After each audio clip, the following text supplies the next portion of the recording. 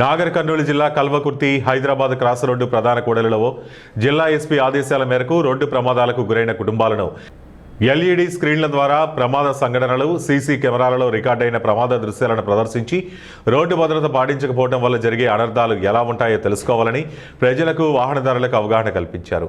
ఈ సందర్భంగా ఎస్ఐ మాధవరెడ్డి మాట్లాడుతూ వాహనాలు నడిపే ప్రతి ఒక్కరూ రోడ్డు భద్రతా నియమాలు తప్పనిసరిగా పాటించాలని సూచించారు। సీట్ బెల్ట్ హెల్మెట్ తప్పనిసరిగా ధరించాలన్నారు। మైనర్లకు వాహనాలు ఇవ్వరాదని ఓవర్ స్పీడ్ ప్రమాదకరమని ఎస్ఐ మాధవరెడ్డి పేర్కొన్నారు।